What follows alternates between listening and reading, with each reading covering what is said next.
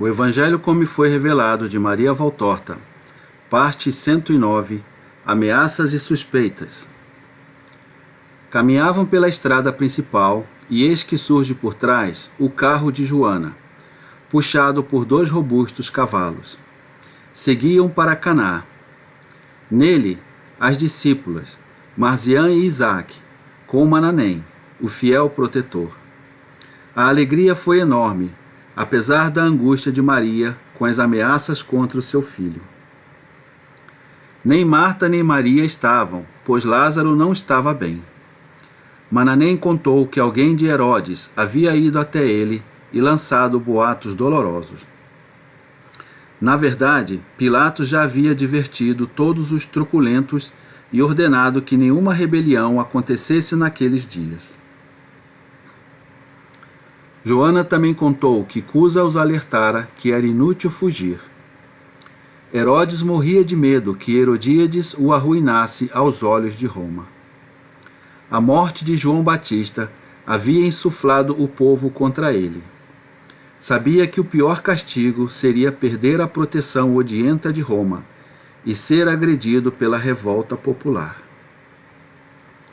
Jesus decidiu: voltemos a Jerusalém.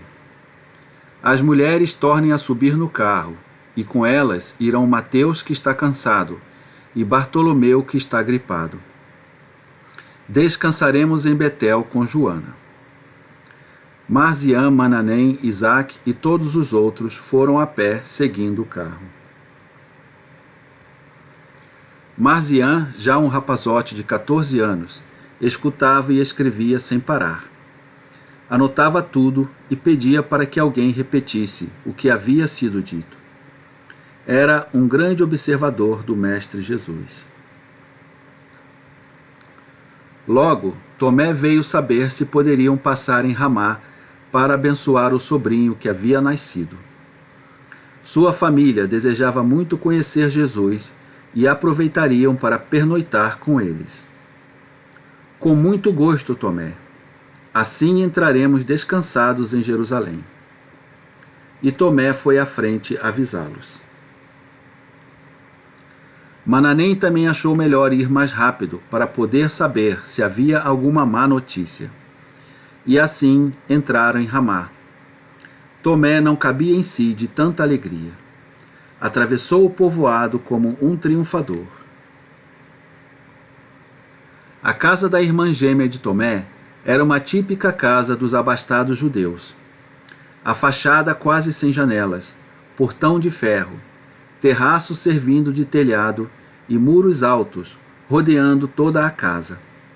Muitas crianças que os aguardavam não conseguiram respeitar a hierarquia. Saíram correndo abraçar os joelhos de Jesus. Saudações cheias de reverência dos adultos, em especial do velho pai israelita.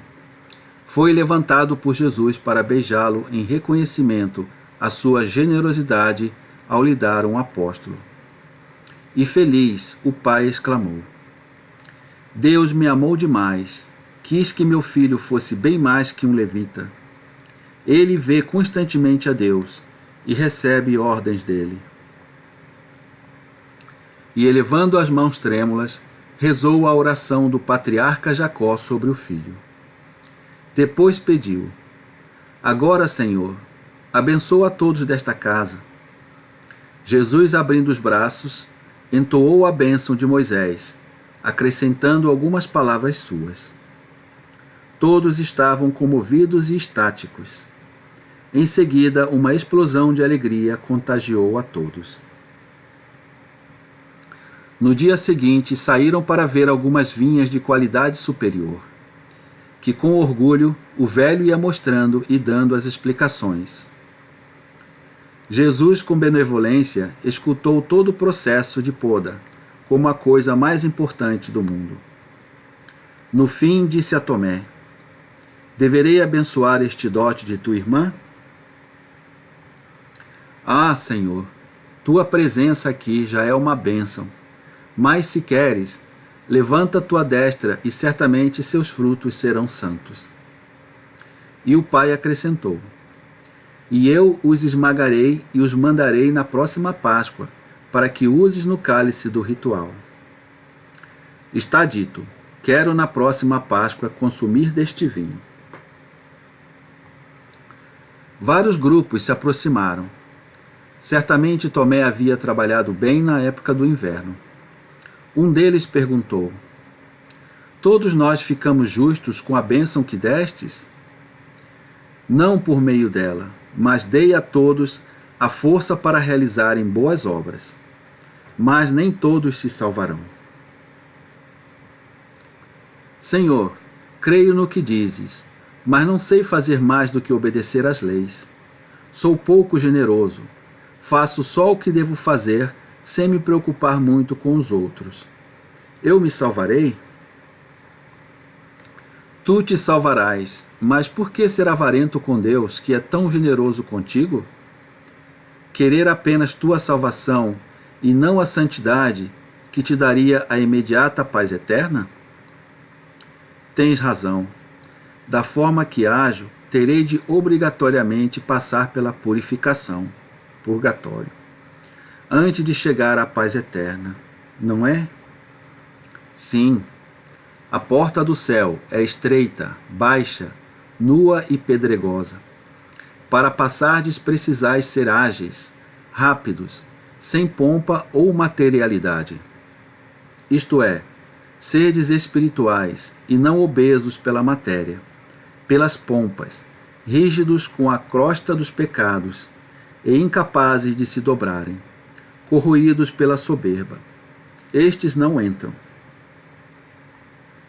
Estes terão por pai Satanás, por mãe a carne, por nutriz a soberba, por servo o ódio, e por tesouro terão os próprios vícios. Nestes corações estará escrito egoísmo. Muitos dos primeiros não serão nem os últimos, pois muitos são os chamados, mas poucos terão a verdadeira glória. Junto a um grupo de peregrinos que por ali passava, surgiram uns fariseus. Traziam as mesmas ameaças que outros, além de levantarem suspeitas sobre seus discípulos. Impassível, Jesus disse: por que vindes me tentar? Não te odiamos, mas Herodes está à tua procura. Pois ide dizer àquela raposa que estarei em Jerusalém. E tudo o que tenho feito continuarei fazendo hoje, amanhã e depois, enquanto meu tempo não findar. Nesta terra matam-se os justos e profetas.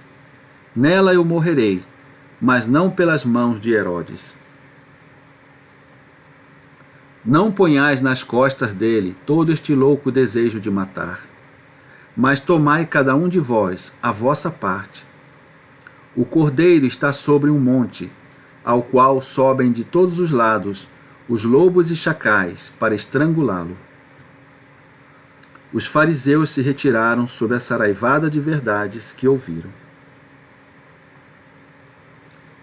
Depois clamou: Jerusalém, Jerusalém, quantas vezes quis reunir teus filhos, como ave no ninho, e não quiseste. Eis que ficarás deserta de teu verdadeiro dono. Ele fará seus ritos, o primeiro e o último. Depois irá embora. Não mais o vereis, até que chegue o dia em que direis: bendito aquele que vem em nome do Senhor. Saíram de Ramá e logo avistaram Jerusalém. Enquanto cantavam salmos, as reações dos peregrinos eram as mais diversas. Uns saudavam com reverência, outros só observavam, e outros riam com desprezo. Jesus seguia tranquilo em sua veste limpa e digna. Também ele se preparara para entrar na cidade santa. Marziã, com novas vestes, era só alegria cantando alto. Pediu a Jesus que contasse uma nova parábola para juntar as outras que havia escrito. Jesus prometeu contar no templo. E um grande grupo de adeptos vindo de longe também entrava pela porta de Damasco, entre eles muitos doentes. Jesus pediu a Marziã que os avisasse que o acompanhassem no templo. No entanto, houve um coral de reclamações pela imprudência de Jesus em se colocar em evidência. Jesus foi firme. Eu falarei sim, para lhes mostrar que não tenho medo. Não sejais medrosos, minha hora ainda não chegou. Nesse momento chegava Manaém, que os tranquilizou. A hostilidade era mais da parte dos fariseus e escribas.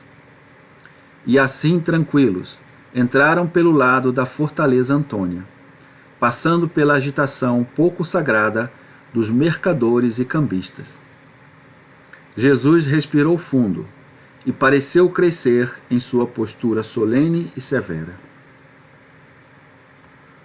Judas o provocou. Não vais repetir aquele teu gesto? A profanação continua. Não te afliges? Tudo será purificado, e para sempre.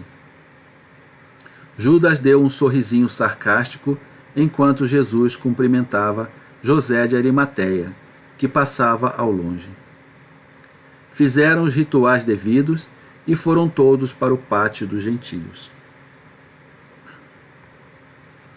Os rabinos e sacerdotes estavam assombrados com a petulância com que Jesus pregava.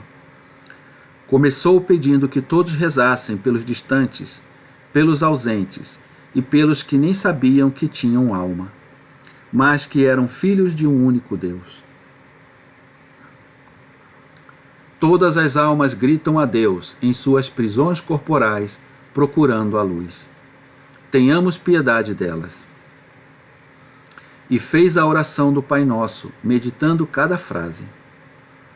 Muitos importantes se aproximaram, inclusive o mestre Gamaliel, Nicodemos, José de Arimateia, além dos discípulos fervorosos como Hermes, Estevão e o sacerdote João. Arimateia indagou a Gamaliel se não se convencera com as palavras de Jesus. Não, foi-me dito, estas pedras tremerão com minhas últimas palavras. E Estevão, inspirado, gritou, ó Senhor, realiza o prodígio e faça desabar este edifício para que se levantem as muralhas da tua fé sobre eles. E muitos gritaram, blasfemador. Gamaliel, no entanto, defendeu seu antigo discípulo e disse, o anjo do Senhor ainda não nos limpou do passado, nem mesmo suas palavras são capazes de derrubar as nossas muralhas e podermos crer. Levantou a ponta do amplo manto, cobriu a cabeça e se afastou em silêncio. Jesus recomeçou com a parábola dos que se parecem bastardos, mas são verdadeiros filhos, e dos verdadeiros filhos que se tornam bastardos. E concluiu, são verdadeiros filhos os que foram rejeitados, odiados, abandonados, reputados como vergonha, mas que souberam superar os rebeldes às leis da família. Muitos de Israel que se julgam salvos serão superados por aqueles chamados de publicanos, meretrizes, pagãos e galeotes. O reino de Deus é de quem sabe renovar-se, acolhendo a verdade e o amor. E indagou aos doentes, podeis crer em tudo que vos falei? Então ide louvar a Deus. Estais curados. E entrou rápido no templo, antes da agitação começar. Os apóstolos o perderam de vista. Apenas Marziã o seguia agarrado em seu manto. Foram conversando até o Horto das Oliveiras.